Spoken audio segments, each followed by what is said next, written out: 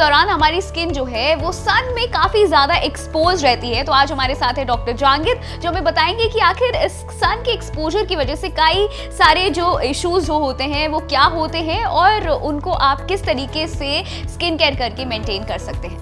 Right, thank you so much for coming over here Toshi. Okay, skin changes काफ़ी होते हैं हमारे समर्स के अंदर। ओके, हम इस एरिया में रह रहे हैं जहाँ पर जो है वो हीट काफ़ी होती है और हमारी skin although is very stable, okay, लेकिन फिर भी कुछ चेंजेस होने के चांसेस रहते हैं। The first and most important जो पार्ट होता है वो होता है टैनिंग पार्ट। बिल्कुल, बहुत ज़्यादा लड़कियां कंप्लेन करती हैं कि टैनिंग हो रही है। यस, और इंडियन स्किन में तो ये होता है कि अगर आप 1 घंटे भी बाहर चले जाओगे तो definitely you can see the tanning on your hands, on your face. Okay, तो first part is tanning. Okay, और सेकंड पार्ट होता है आपका कि स्किन का ज़्यादा ऑयली होना। ओके, स्पेशली जो टीनेजर्स होते हैं 16 से 25 ईयर्स के बीच में होते हैं, उनका स्किन ऑल्दो पहले से ही आपका ऑयली होता है और समर की वजह से आपका स्किन में जो ऑयल का प्रोडक्शन थोड़ा ज़्यादा होता है, ज़्यादा हो जाता है। और सेकंड थर्ड होता है कभी कभी रेशेस बन जाते हैं, जैसे घमौरिया वगैरह काफ़ी होती है, काफ़ी ज़्यादा हो जाती है, और जिनका पैचेस हो जाते हैं, यस रेड पैचेस आ जाते हैं। यस, जिनका स्किन ज़्यादा सेंसिटिव होता है उन लोगों में तो काफ़ी प्रॉब्लम्स होती है। ओके, तो ये कुछ कॉमन कंडीशंस हो सकती है। अगर हम बात करें स्किन केयर की बात करें तो डेफिनेटली हमें स्किन का प्रोटेक्शन का पार्ट पहले होना चाहिए, बट उससे पहले आपका क्लिनजिंग का पार्ट अच्छा होना चाहिए। अच्छा, तो आपको मतलब अपनी स्किन को पहले से क्लीन करके अच्छी तरीके से रखना चाहिए। राइट, तो फर्स्ट पार्ट क्लिनजिंग का पार्ट है। अगर आपका स्किन ज़्यादा ऑयली है तो you can use kind of a face wash that contain salicylic acid. Okay,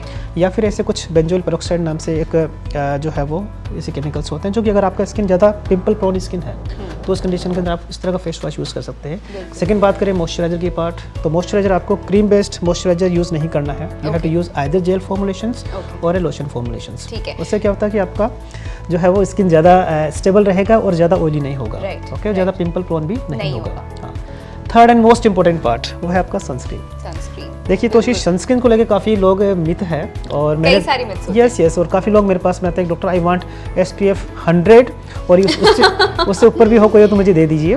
okay, तो सनस्क्रीन का मेरे हिसाब से एक एप्लीकेशन और एक रेगुलर एप्लीकेशन का पार्ट ज़्यादा इंपॉर्टेंट है बजाय के SPF के। ओके, SPF हमारे इंडियंस की बात करें तो SPF 30 is more than sufficient.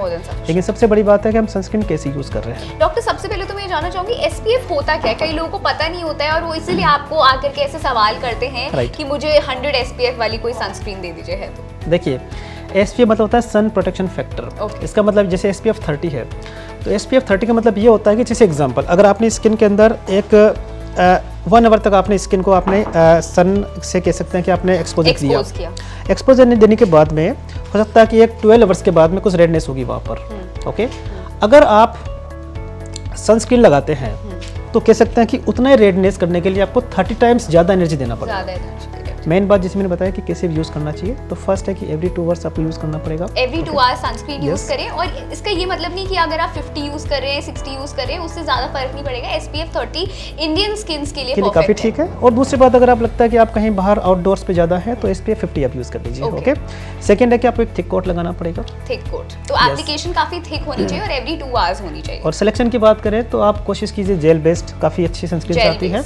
और एक होता है कि केमिकल सनस्क्रीन और एक फिजिकल सनस्क्रीन। अगर इसकी बात करें तो केमिकल एंड फिजिकल सनस्क्रीन के अंदर आपका डॉक्टर डिसाइड करेंगे एक बार कि कौन सा सनस्क्रीन आपके लिए अच्छा रहेगा। अगर आपका सेंसिटिव स्किन है तो definitely you can use a kind of physical sunscreen. कभी कभी हमारा स्किन होता है वो ऑक्सीडेटिव स्ट्रेस के अंदर होता है, तो उस कंडीशन के अंदर आप vitamin C in the night as a serum you can use with the full face. वो आपके ऑक्सीडेटिव स्ट्रेस को कम करने में हेल्प करेगा काफ़ी, तो कि आपका स्किन है ना वो रिपेयर करने में भी हेल्प करेगा।